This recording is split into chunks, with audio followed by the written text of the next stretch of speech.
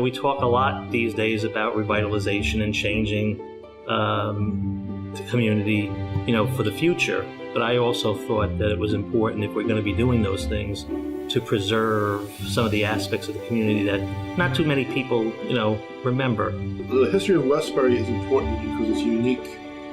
It's special. It's most Long Island history is not like Westbury. Westbury was founded in 1658, and it was a Quaker community. The ideals of the Quakers in Westbury have continued to this day, and it's still an unusual place on Long Island. Westbury, the Quakers in Westbury are part of the Underground Railroad. They created a community called Grantsville for freed slaves. And tell me another community around here that could say that. It is one of the earliest integrated communities in Long Island. Partly, again, a large measure because of the Quakers. The Quakers had slaves, but they then manumitted them, freed them early on before the Revolution. And those slaves stayed local and then formed their own independent community that was attached to the Quaker community. So when the first schools were established in Westbury, from the very foundations of public schools in Westbury, the classes have been multiracial. And then it occurred to me when I was there that other villages around, notably Huntington, has all of these signs that indicate the various places in Huntington that are essentially related to the Revolutionary War. I thought that Westbury's history was just as interesting, and it just dawned on me, like, why don't we have such markers? Why shouldn't people know about this? As you're walking along the street, getting off the bus, parking your car, you ought to know this. So with that idea in mind, I just talked to Mayor Caballero, and I said, why don't we have such signs? And he says, that's a good idea. Why don't you head up a committee?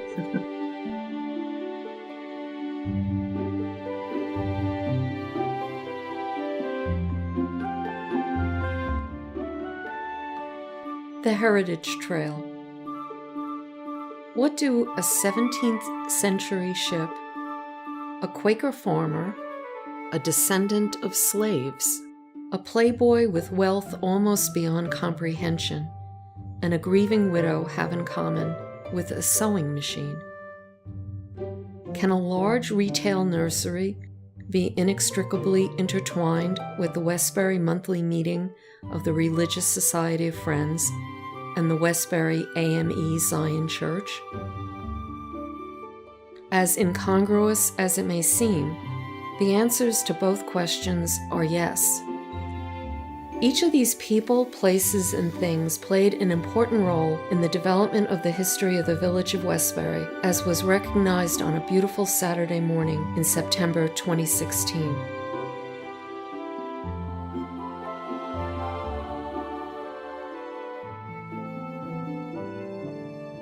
That day was the culmination of months of collaboration between the members of the Village Historic Landmark Preservation Committee, the Historical Society of the Westburys, and the Village Department of Public Works.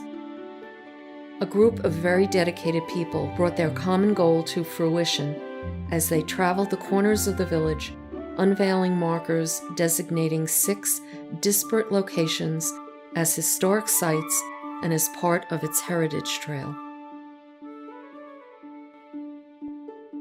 The mayor decided to start a new initiative around understanding the history in a different way and putting up markers so that people will become more conscious of the history of Westbury's village. There was a new committee that was formed to try to be more specific about some of the historical sites in Westbury. So I took on that task of doing a little bit of research and then recommending to the mayor where we might be able to put up some historical placards that would indicate some of those significant places.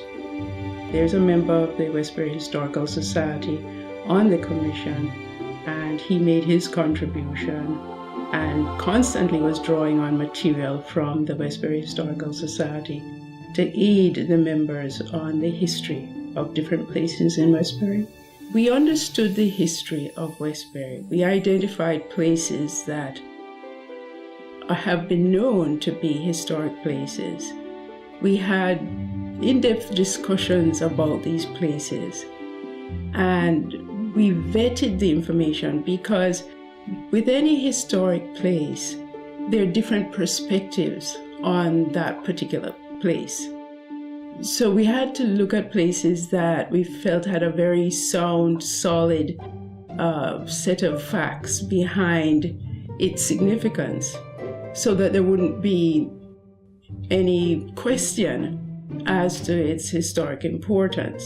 So with the collective wisdom of the input of the committee, I think that we've really come up with really interesting sites. I'm convinced that what we have is as accurate as an historian can make it on the site.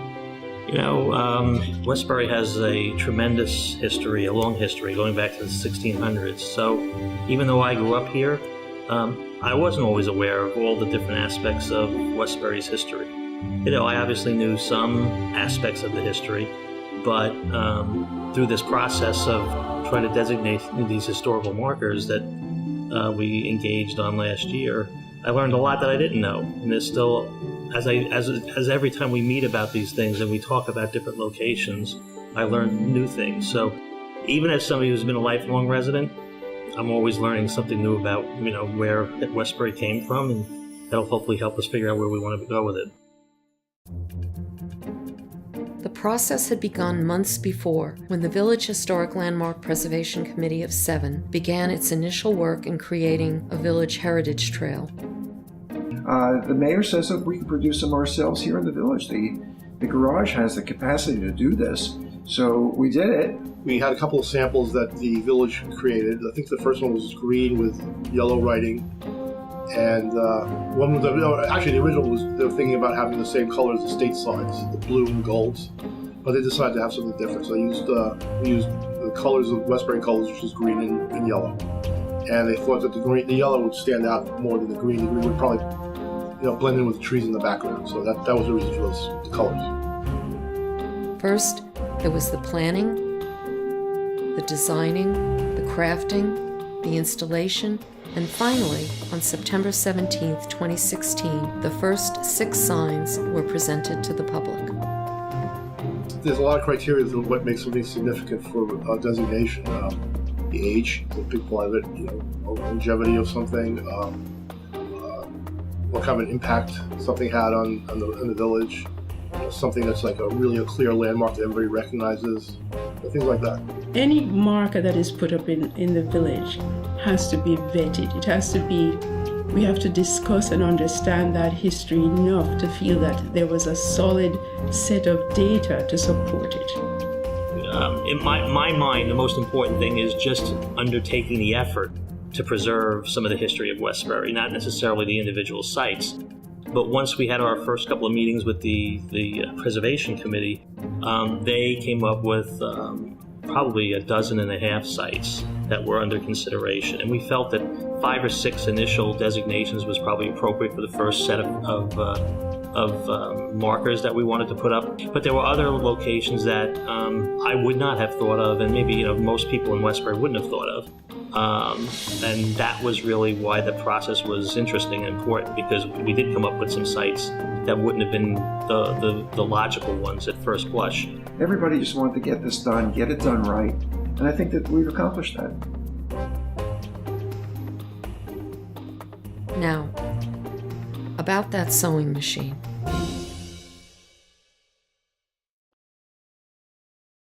The House of Ambrose Clark.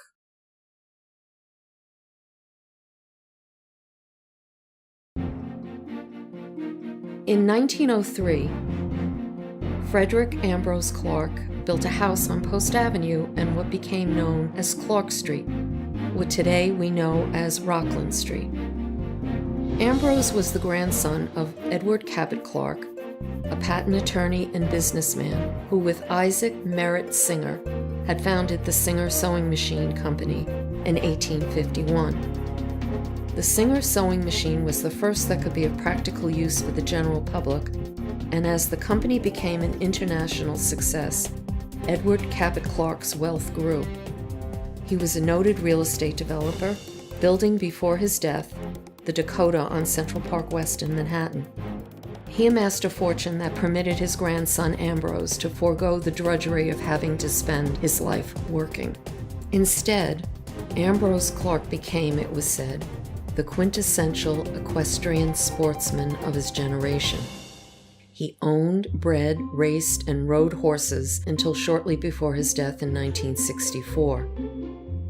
He was famous for dressing in tweed cap, waistcoat, breeches, and tall boots, as he was portrayed in a 1904 portrait by Robert Henri, which is displayed in the Metropolitan Museum of Art. Clark was known to ride through Westbury in his coach and four and had stables with 32 stalls, a carriage room, a windmill, and a tack room on his Post Avenue property. This photograph shows the stables and tack room, but was taken after Clark had already sold the property. Clark himself had a lifelong dislike of automobiles, later banning them from the Meadowbrook hunt he held on his estate, Broad Hollow. In 1909, Clark sold the house and property on Post Avenue to Harold White and his family. The Whites had no such aversion to automobiles. The house and property were home to the Whites and their 4 sons and their 2 daughters. In the 1920s, the stable, the windmill, and the carriage house were destroyed by fire, leaving only the house and the tack room. The last member of the family living on the property left in 1932. Subsequently, for several years during the 1930s, the house became a branch of Saks Fifth Avenue. And then William Donahue leased the house for his funeral parlor in 1938. His business remained there until 1947, when he moved to Castle Avenue. In 1946, members of the Kiwanis Club led community support to purchase the property and to create the Westbury War Memorial Community Center. Thus began the repurposing of property and structure from private to public use. In 1947, on Memorial Day, the building was dedicated. Plans were created to make the property a worthy and useful memorial to all who served. It was intended to be for all people of Westbury, Old Westbury, Newcastle, and Carr Place. The initial plan was to use the property to provide the community with a library and a gymnasium, combined with a meeting hall complete with a stage.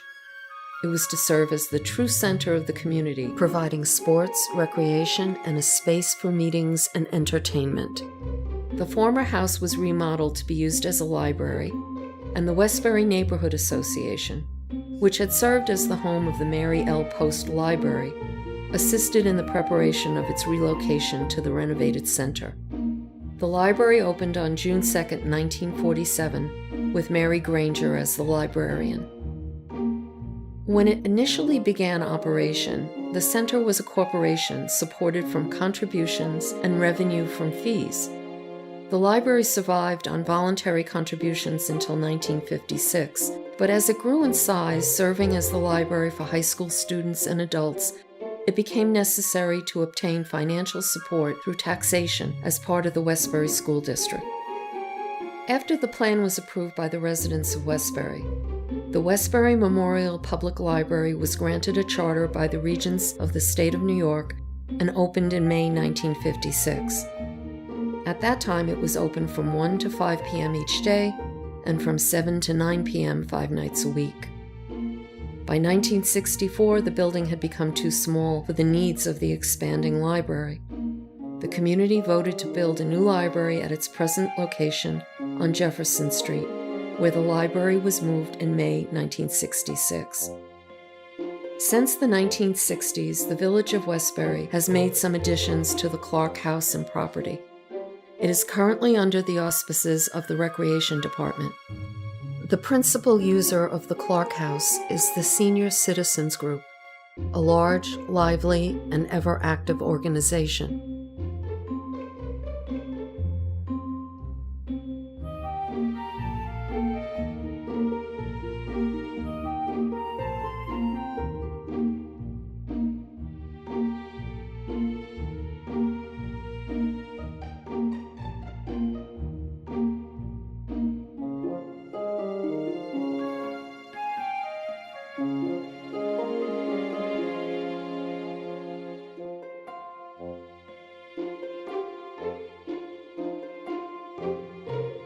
The remainder of the property provides the Recreation Department with the ability to offer a variety of services: a Little League field,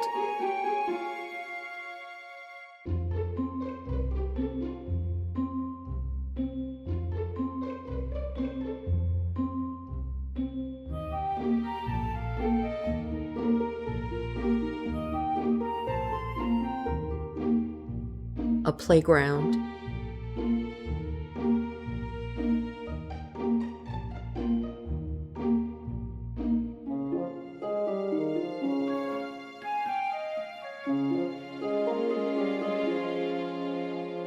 and an athletic center.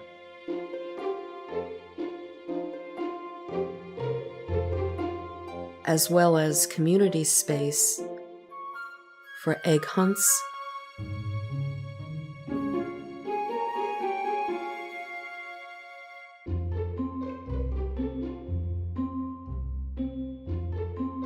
Memorial Day events,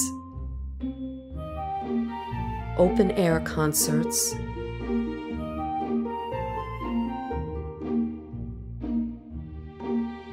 holiday celebrations,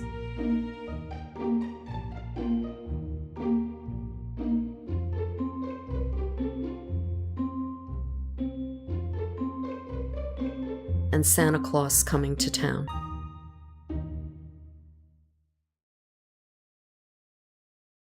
The Westbury Monthly Meeting of the Religious Society of Friends.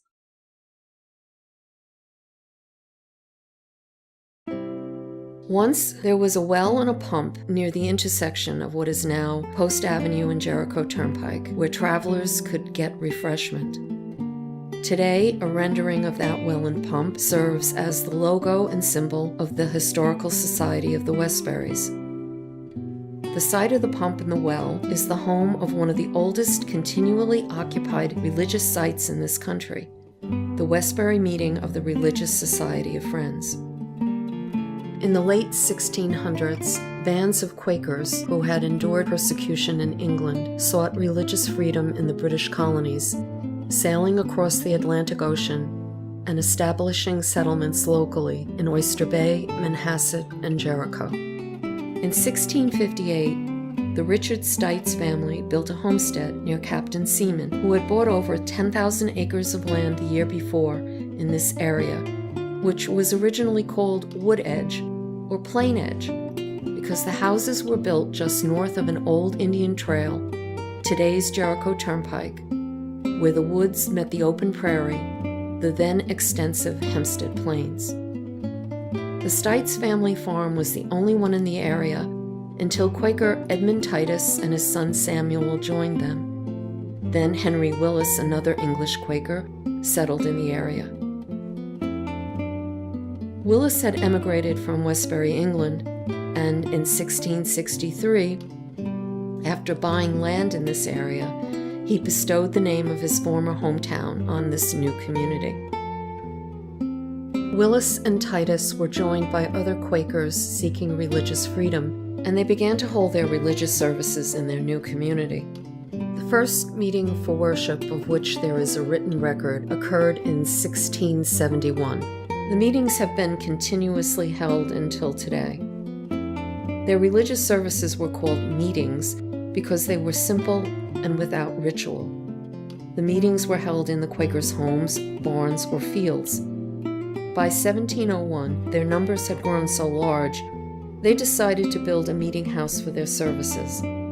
They chose the land at the present-day intersection of Post Avenue and Jericho Turnpike upon which to build it, and purchased 3 1/2 acres for the society. That meeting house, completed in 1702, was located on the southern side of the property. In 1776, as the United States was beginning its fight for independence from Great Britain, and 85 years before the start of the Civil War, the Friends of Westbury, compelled by their religious beliefs, joined with Quakers of Manhasset, Bethpage, Jericho, Locust Valley, and Wantagh as the congregations freed 154 slaves. They provided for the newly freed men and women until they could become established. and the free men, women, and children attended religious services and schools with the Quakers. The former slaves built homes near sheep grazing pastures, and they and their families worked mostly for farmers. Many of their children were apprenticed until they were 18 years old. Some started their own farms and dairies. In addition to their advanced views concerning the abolition of slavery, the Quakers were strong proponents of education for all.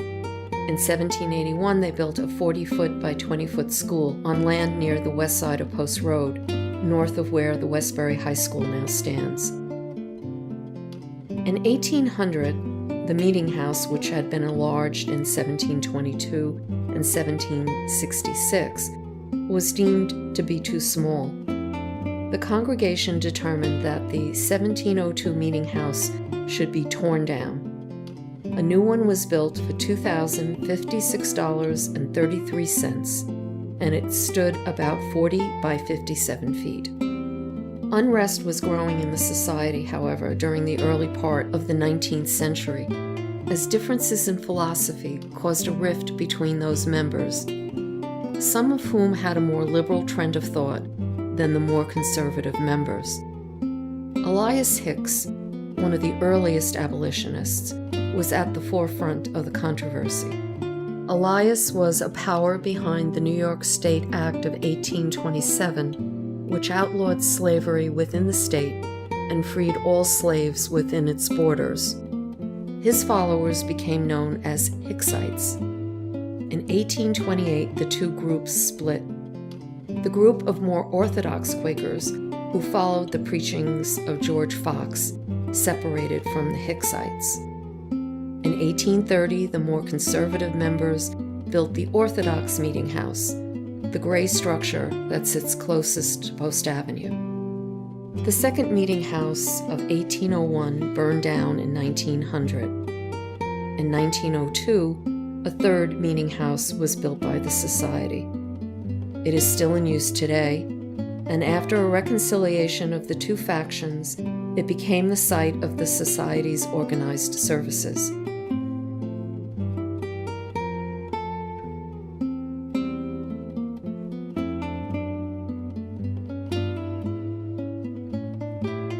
The 1830 Orthodox Meeting House is used today as a school, and today provides educational opportunities for nursery, pre-kindergarten, and kindergarten-age children up to the second grade. The National Wildlife Federation has designated the school grounds as a schoolyard habitat, an outdoor classroom where teachers and students learn how to attract and support local wildlife. Also on the grounds at the southern portion of the property is a cemetery known for its beautiful trees and shrubs. Many are buried there in unmarked graves dating from the settlement of Westbury. The cemetery is in use to this day.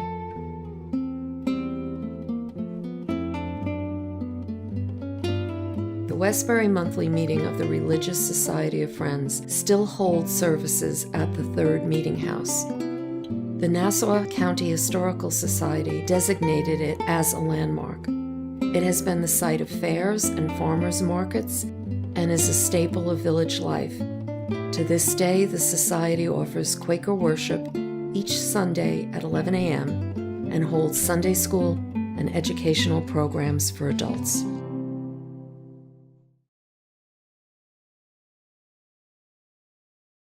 Hicks Nurseries.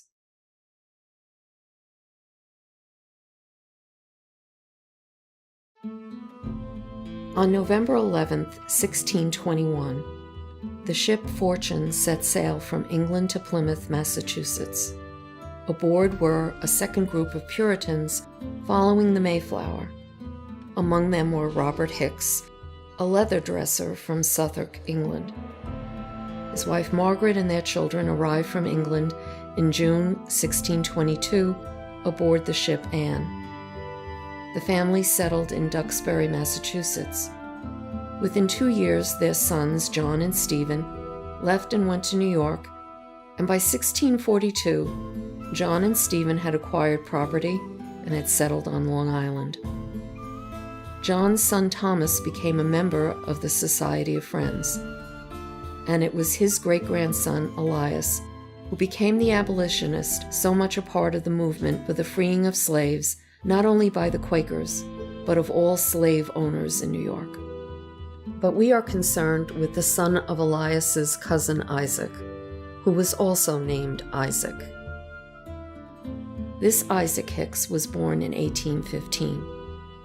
He became a farmer and was active in the Westbury Monthly Meeting and Quaker organizations. In 1853, he decided to turn part of his gravel farmland into a nursery. He bought some apple trees from a nursery in Flushing, planted them, and before long was selling apple trees himself to local farmers as Isaac Hicks and Sons. He had 25 acres of land planted with fruit trees, berry bushes, Norway maple trees, and flowering shrubs. Isaac's sons were an integral part of his business. His son Edward studied at the Brooklyn Polytechnic Institute and later taught there. He invented and patented machinery that made it possible to remove large trees intact from the ground. When Garden City was founded in 1869, Edward's invention helped the nursery plant full-grown trees to landscape the new town.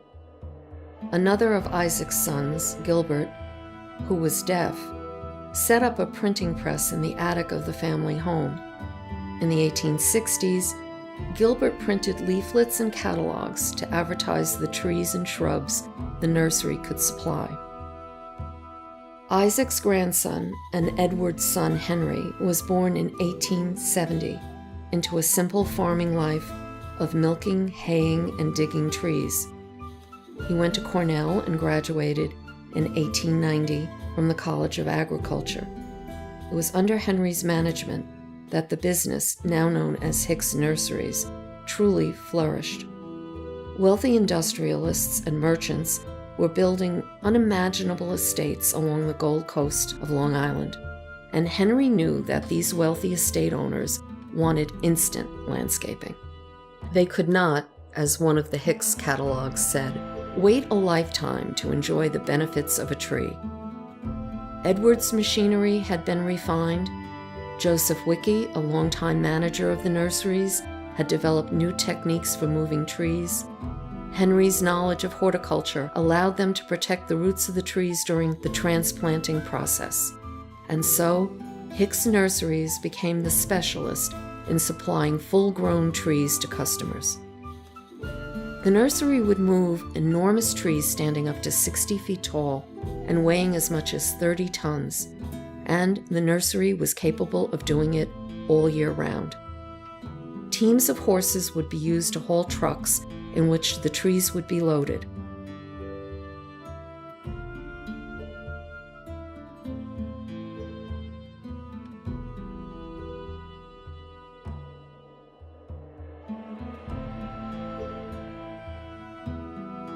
Sometimes the trees would be transported on barges and floated around Long Island. Sometimes they'd be moved by rail. The trees went as locally as Old Westbury in Manhattan and as far away as the Henry Ford estate in Detroit, Michigan. This unique part of the business had the added benefit of changing the very nature of the company. Instead of being only a seasonal business, because the nursery was moving trees throughout the year, the nursery could afford to employ its crews, which consisted of Italian, Polish, and Swiss immigrants throughout the year. Their continuous employment engendered employee loyalty. At times, the Hicks employed entire families. For instance, 9 of Joseph Wicke's 10 sons worked for the nurseries. These long-time employees made an impact on the village, even supplying the names of some of its streets. For instance, Wicke Avenue was named for Joseph, and May Avenue was named for May Clinton, who worked as the company's bookkeeper for 60 years. The business expanded to almost 300 employees, and by 1943, the nursery had grown to 350 acres of property, and included a supply of choice trees and shrubs that had originated in Asia. Henry had become so respected in the horticultural business that the chief plant explorer for the United States Department of Agriculture, who roamed the world looking for new plants, would always send a sample of a new species to him.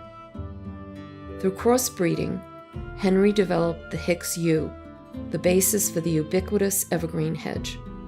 He pioneered the idea of using a live tree at Christmas so that the tree could be planted after the holidays instead of just being discarded. He also acted as a consultant to Robert Moses on the planning of the parkways, suggesting a lane of greenery between the lanes of traffic on the Northern State Parkway. In addition, Henry Hicks was also a member of the Westbury School Board for nearly 30 years. He fought for higher education and the building of a high school in Westbury, as well as for the creation of junior colleges for extended education. Henry's sons Edwin and William guided the business through the Depression through innovative moves. William made pre-dug plants available for customers and ushered in the start of a retail garden center. Edwin's son Fred, also a graduate of Cornell University, realized when he took over the business that the model had to change yet again. He was surrounded by suburban homes, broken up estates, and homes where, because there were often two working members of the household, customers had less time for gardening and landscaping. Fred reduced the size of the nursery so that in 1996, it consisted of 36 acres. He introduced holiday-themed shows, which soon became family traditions, and subtly acquainted children with gardening at an early age. Because suburban homeowners, instead of farmers, sought the help of nursery employees, he began to offer seminars and demonstrations to the public.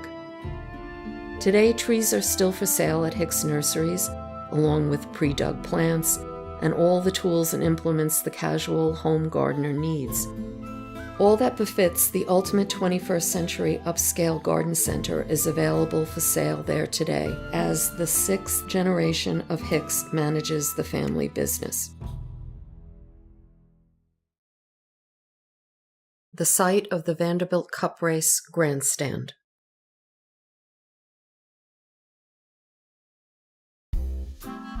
In October 1878, William Kissam Vanderbilt Jr. was born into an almost unimaginable life of wealth and privilege.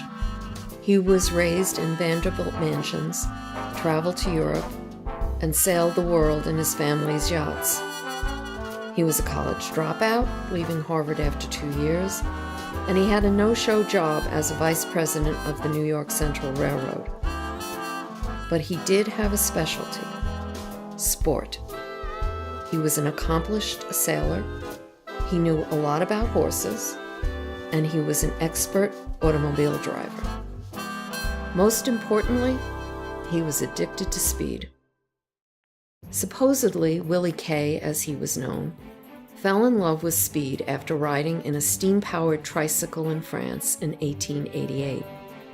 10 years later, he owned a motorized tricycle, which he rode around Manhattan. Then he began to speed regularly in his automobiles between Manhattan and his parents' estate in Oakdale, Long Island. Known as a scorcher, Willie K outraged his neighbors and the police, who believed that the roads were for horses and pedestrians. In 1903, Willie K was participating in auto races in Europe, like the race from Paris to Madrid. In 1904, having acquired a Mercedes capable of reaching high speeds, he raced on the Daytona Beach road course, where he set a new land speed record of 92.30 miles per hour. Although he was only 26 in 1904, Willie K had his heart set on starting his very own race, the first international automobile race to be held in the United States. No newcomer to sponsoring races was he. He had been doing so for 10 years in Europe. This race, however, was going to be special. Willie K intended to give American manufacturers an incentive to create racing cars capable of competing with the advanced European models. And the race, the first of its kind in the United States, would start and finish on Jericho Turnpike in Westbury. His race would offer a generous cash prize to the winner in order to attract the world's best drivers and their cars.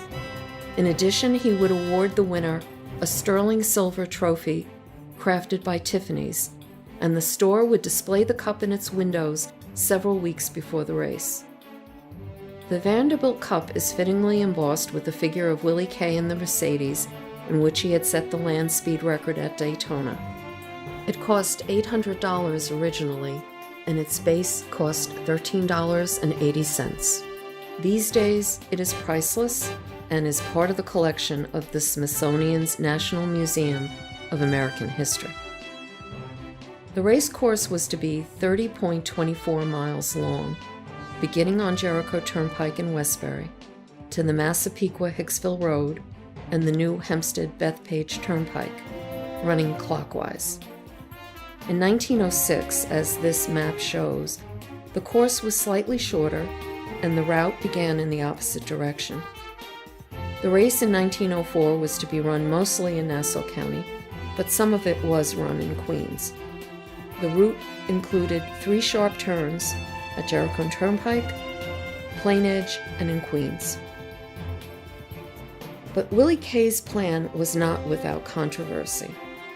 In fact, it was not easy to convince the people who lived along the route that this race was a worthwhile venture. After all, they asked, why should a son of the rich and famous be allowed to monopolize the use of their public roads for what was a dangerous hobby in which only an advantaged few could indulge? They doubted that their towns would benefit at all from this. Local officials, however, thought otherwise. They saw a lot of revenue pouring into the county along the race route. Only a few days before the race, the Nassau County Board of Supervisors and judges of Nassau County approved the running. Because the race was to run over railroad tracks in certain locations, to try to ensure public safety, the Long Island Railroad stopped trains during the actual running of the race and closed the use of the public roads. Willie Kay, at his own expense, had 90,000 gallons of oil placed on the course to hold down the dust on the dirt roads and make them faster. And some industrious local residents, seeing earning potential in all this hoopla, offered parking spots on their property to spectators for $25. Others sold sandwiches and coffee for a profit. Large crowds descended upon Westbury on Saturday, October 8, 1904.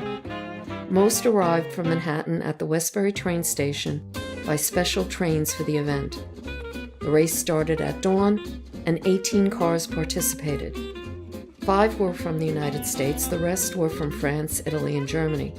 By race time, approximately 2,500 people had gathered. They were in the wood grandstand that had been constructed on Jericho Turnpike along the portion that now lies between the property belonging to the Society of Friends and Powell's Lane. Many members of high society had come to watch, including Willie Kay's wife, the silver mining heiress, Virginia Fair Vanderbilt. It was said that she jumped up from her seat in the grandstand to wave at each car that drove past her. Also in the grandstands were American car manufacturers, the merely curious, and the entrepreneurs who were selling cigarettes. It is estimated that between 15,000 and 20,000 people gathered along the race's route to watch the sleek, innovative cars race past them at about an average of 80 miles per hour, an unthinkable rate of speed in that day. The spectators at the finish line were hopeful an American car would defeat the Europeans, but just short of 7 hours after the race began, George Heath, driving a French car, crossed the finish line and won the Vanderbilt Cup race. After Albert Clement finished second, fans streamed across Jericho Turnpike onto the course. In order to ensure their safety, the race had to be called. The race was held the following year, but the starting-finish line was moved to Mineola. In 1906, the start and finish line returned to Westbury on Jericho Turnpike. After skipping 1907, the race was held again in 1908.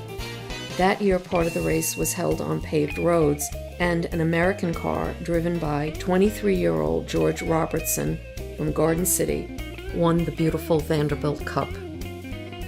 The race would be held on Long Island at different locations until 1910. Subsequently, the race would be held in other states, and after 1916, be held only 3 more times, in 1936, 1937, and 1960.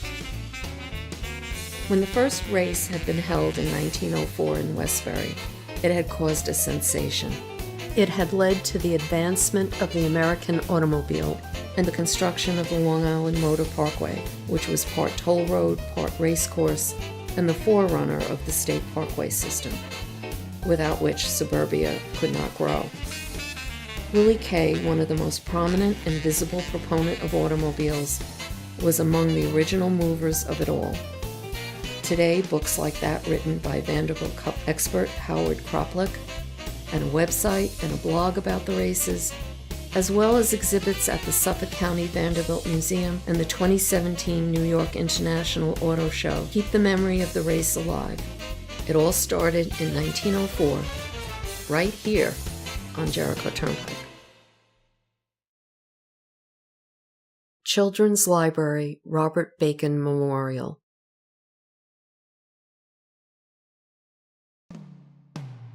Martha Bacon's husband Robert died suddenly in May 1919 from a blood infection after ear surgery.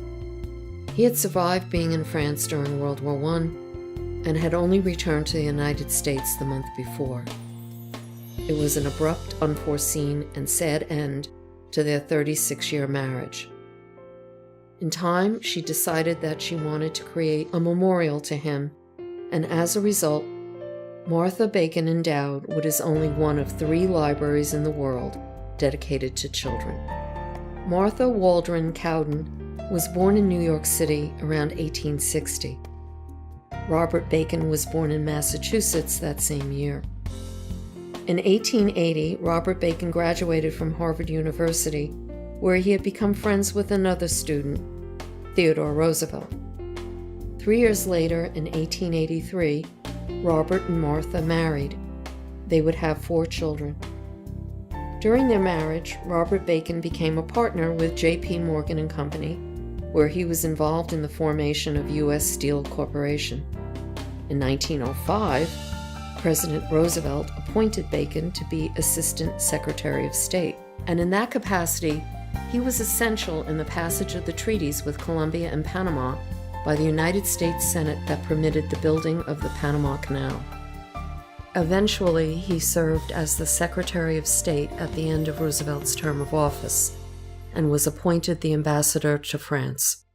The Bacons lived at the French Embassy from 1909 to 1912. When Robert's appointment ended, he, Martha, and their daughter, Martha, were to return home on the Titanic. Because the arrival of the newly appointed ambassador was delayed, the family did not sail on the Titanic. Instead, they arrived safely home aboard another ship. In August 1914, just weeks after the war had broken out in Europe and France was being invaded, Robert Bacon returned to France to assist the American Field Service, which provided ambulances and drivers to support French and British forces. After the United States joined the war, he was commissioned as a major in the United States Army in May 1917 at the age of 57, and sailed to France as a member of General Pershing's staff. He was promoted to lieutenant colonel in 1918. During the war, Martha helped organize and support the American Ambulance Corps in Paris, and she was awarded the French Legion of Honor for her work. After Colonel Bacon's death, Martha was unsure how to honor him. Should she endow a museum, a library? While contemplating what to do, she consulted with Anne Carroll Moore, who was the supervisor of work with children in the New York Public Library. Moore had done innovative work at the Pratt Institute years earlier, where she had organized a children's room. At a time when children were excluded from libraries until the age of 14, Carroll created a space at the Pratt Institute that welcomed young children. It contained furniture of their own size, had open stacks and reading nooks. Carroll held story times, puppet shows, and summer programming. She arranged for there to be plenty of books of quality and she staffed it with librarians who were dedicated to working with children. Moore had brought her groundbreaking ideas to the New York Public Library, and Martha Bacon sought her out. Martha Bacon decided that what she would do is she would build and endow a library specifically for children in her husband's memory. The Bacons had owned a home in Old Westbury called Old Acres, and she decided that property adjacent to the school in Westbury would be ideal for her project. She consulted with Julian Peabody, a noted Manhattan architect who had designed the Westbury High School. She wanted the library to resemble the library in Old Acres. She wanted it to be a home library, not a public library. There would be a main room that was of the same dimensions as the library at Old Acres. It would have deep window seats, and the ceiling would be vaulted and high to create a sense of space. Her husband had been particularly fond of the fireplace in the French embassy. The mantel had been inscribed with the words in French that translated to mean, "Seek the line of the beautiful." There would be a bust of her husband in the library, too, for everyone to know in whose memory the library was dedicated.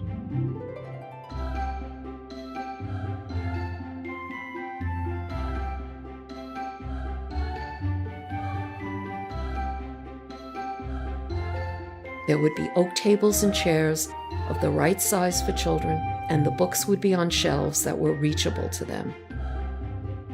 Martha Bacon was intimately involved with the planning of the library. 2 huge mural maps would be on either side of the inner entrance door. One would be a map of Long Island depicting native birds and flowers, and the other of New England and Long Island. Mrs. Bacon designed them, and then she commissioned artist Stuart Travis to paint them. Mrs. Bacon was involved in choosing the trees and the shrubs that would surround the library: dogwood trees, flowering bushes, daffodils, and crocuses. She included a small pond and a bird sanctuary. And on the top of the library, there was a white cupola with a weather vane, on which there was a family of 5 metal owls, an image that would become associated with the library. Mrs. Bacon and Miss Carroll began to search for the librarian to run the library. They found Jacqueline Overton, who agreed to come for 6 months. She stayed for over 25 years. The original collection numbered about 2,500 books, selected by Mrs. Bacon with Miss Carroll's assistance. Over the years, Miss Overton grew the collection to 7,000 books.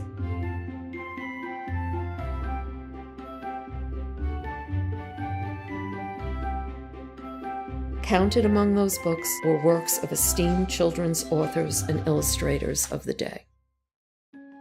The library opened on June 24, 1924.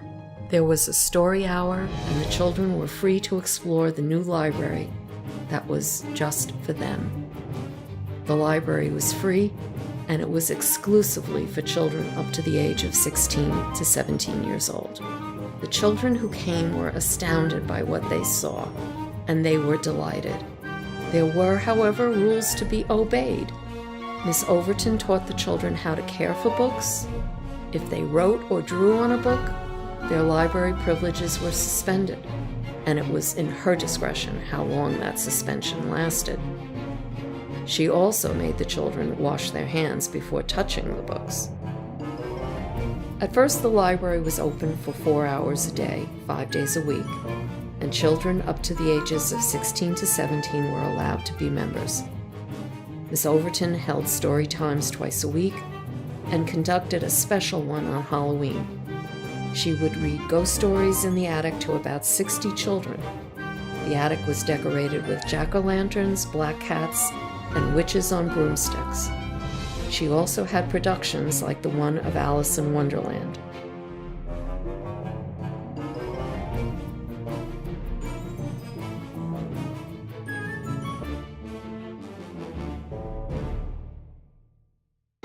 In In addition to building and endowing the library, Martha Bacon continually contributed gifts to the library, creating a large and wondrous collection of books and artwork.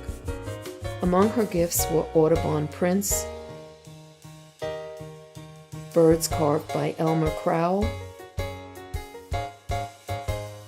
sketches and letters by Beatrix Potter,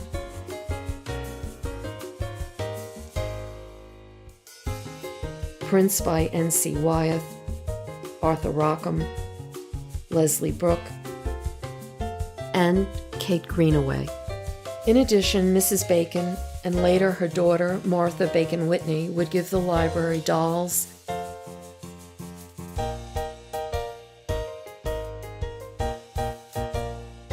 antique valentines, and postcards,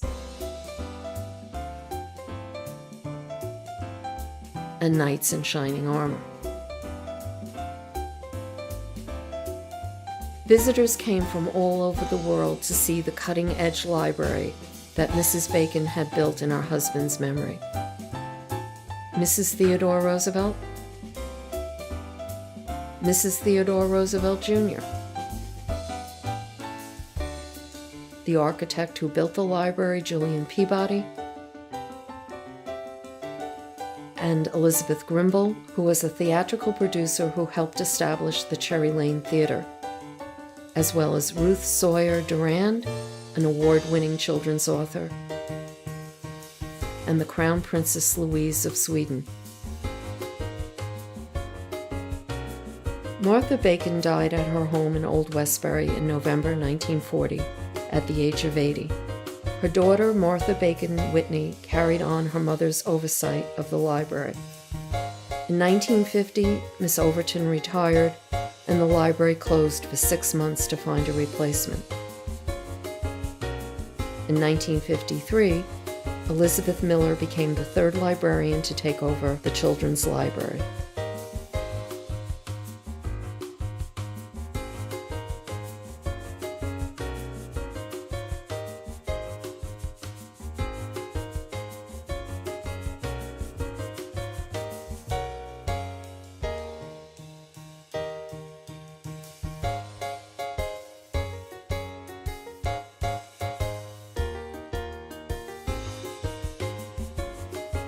Miss Miller remained for 22 years, retiring in 1975. Janet Collins succeeded her working there until 1984. Since then, others have worked at the Children's Library, leaving their own marks and impressions on the children who fall in love with it, as did those children who first entered on June 24, 1924.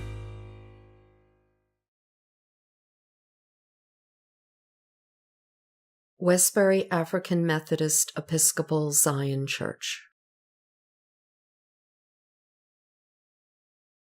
Do you remember I mentioned at the beginning that there was a connection binding the Westbury monthly meeting of the Religious Society of Friends and Hicks Nursery to the Westbury AME Zion Church?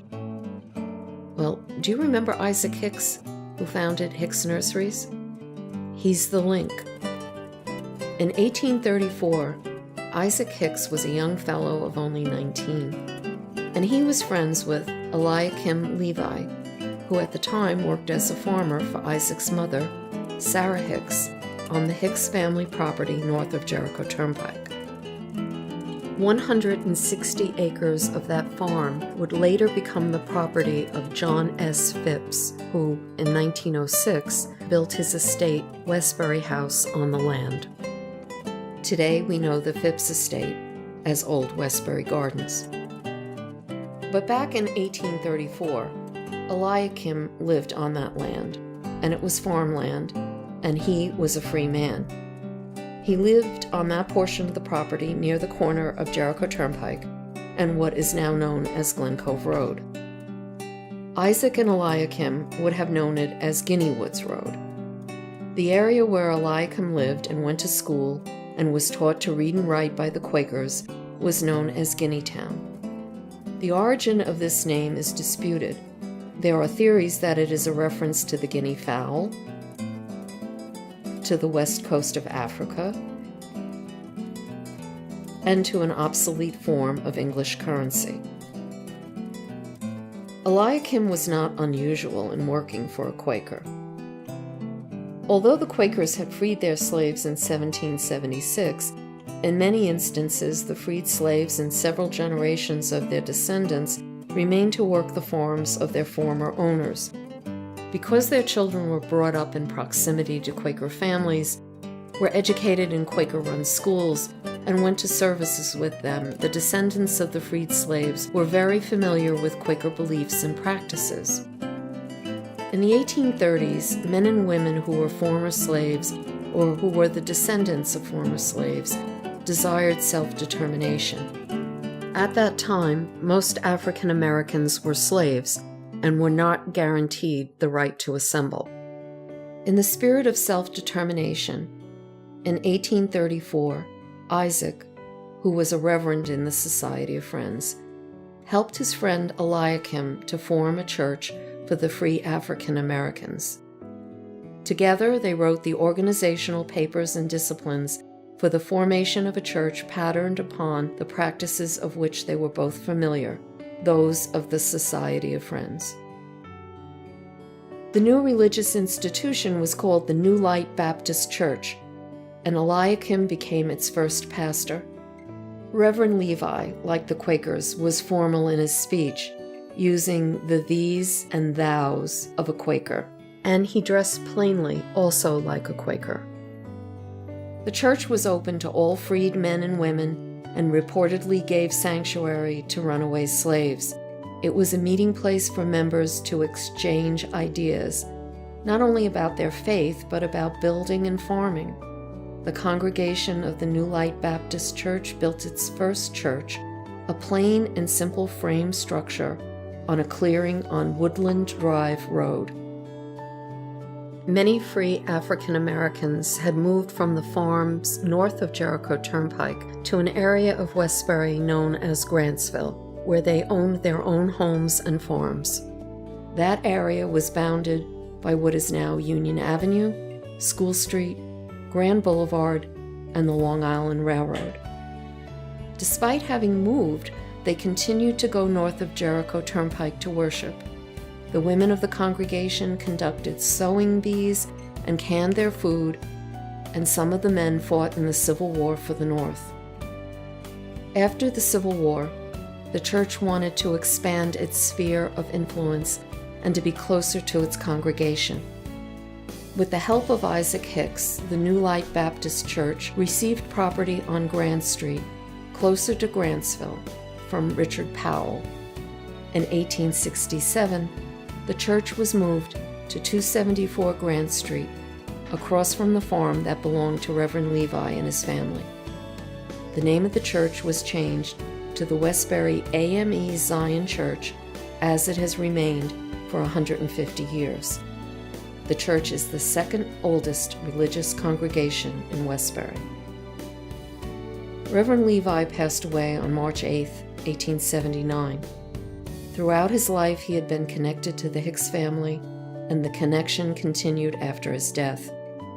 A grandson of Reverend Levi, Mr. Charles Levi, worked for the Hicks family for 50 years. Moreover, Isaac Hicks assumed Reverend Levi's work after his death, sharing it with the Reverend Peter Coster, who would walk from Wantaw to preach to the Westbury AME Zion Church congregation, while Reverend Coster walked long distances to the church. Mr. William Henry Jackson, who was the church's first organist, had a more encumbered trek.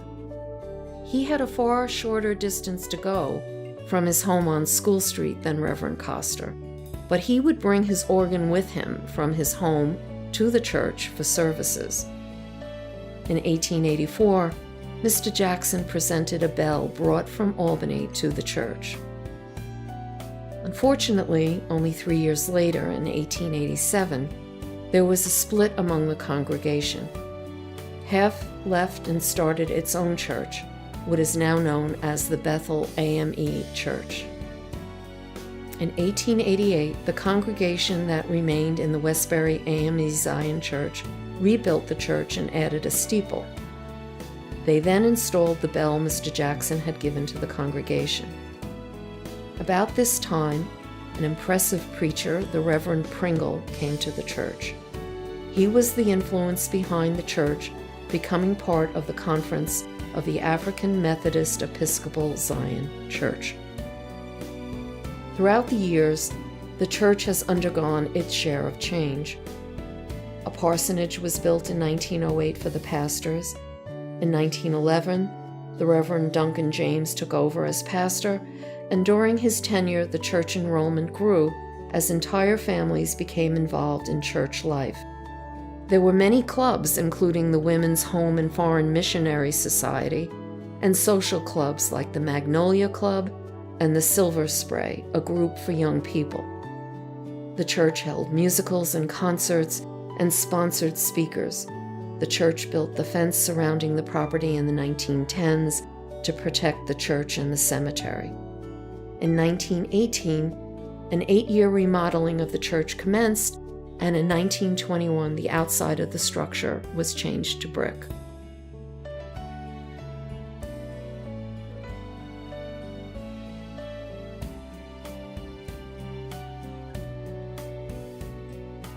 Between 1953 and 1963, the church underwent more renovations. The seating capacity was increased to 300, and the church created new accommodations for the choir. By 1959, the turret was gone from the church, and the church was designated as a historical landmark in January 1994 by the village of Westbury. Since 2000, the Reverend Gregor Miles has been the pastor of the Westbury AME Zion Church. Today, there is a congregation of over 100 multi-generational members who worship regularly on Sunday mornings. The church offers Bible studies and conducts prayer meetings throughout the week. Under Reverend Miles' leadership, he has instituted improvements to both the interior and the exterior of the church and has implemented outreach projects in the community. The congregation hosts movie night and other recreational activities and conducts food drives and partners with other churches for community events such as the Kingdom Community Day.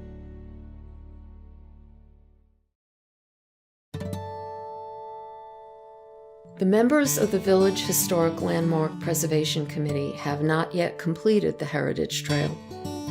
In a village as old as Westbury, with as many important and interesting places, they are still hard at work deciding which places will be designated next. Why, as we near the end of the second decade of the 21st century, do we concentrate so much effort on places that were of importance hundreds of years earlier? Gary Monty, chairman of the committee, offered this explanation. Sometimes you do things you don't realize the reason behind it. And I think a big part of this is that Westbury has really come into its own in the 21st century. And you can see that develop. You see it in Westbury, you can't miss it. All this is going on and we're stepping into the future. So if you step into the future, start thinking about the past. Inadvertently, I think. And then maybe that's why. So if we're going to think about where Westbury should go, let's find out where it was. Simple as that.